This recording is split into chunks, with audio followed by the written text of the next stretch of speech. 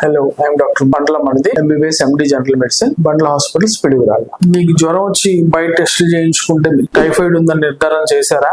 అయితే అది అసలు టైఫాయిడే కాకపోవచ్చు. జ్వరం రాగానే బయటికి వెళ్ళి పరుగు టెస్టులు చేయించుకొని అసలు ఆ టెస్ట్ ఏంటి, దాని విషయం ఏంటి అనేది ఇవాళ మనం తెలుసుకుందాం. వైడల్ టెస్ట్ అంటారు. 1:80, 1:160, 1:320 అని చెప్తుంటారు. ఆ టెస్ట్ వల్ల ఏ ఉపయోగం లేదండి. మీరు టైఫాయిడ్ కి టీకా వేసుకున్నారా? అయితే మీకు ఆ టెస్ట్ పాజిటివ్ వస్తుంది. మీకు ఇంతకు ముందు టైఫాయిడ్ వచ్చిందా? అయితే ఆ టెస్ట్ ఇప్పుడు చేసిన పాజిటివ్ వస్తుంది. మీకు అసలు ఏ ఫీవర్ లేకపోయినా ఆ టెస్ట్ చేస్తే కొంతమందిలో పాజిటివ్ కూడా వస్తుంది. అంత మాత్రం చేత మీకు టైఫాయిడ్ ఉన్నట్టు కాదు. దానికి మీరు యాంటీబయాటిక్ వేసుకోవాల్సిన అవసరం లేదు. మరి టైఫాయిడ్ ని ఎలా కన్ఫర్మ్ చేద్దాం? కన్ఫర్మేషన్ కి టైఫాయిడ్ ఉంది లేదు అని తెలియాలి అంటే కంపల్సరీగా బ్లడ్ కల్చర్ అనేటువంటి టెస్ట్ చేయించుకోవాలి. బ్లడ్ కల్చర్ అనేటువంటి టెస్ట్ అదే gold standard test for diagnosing typhoid.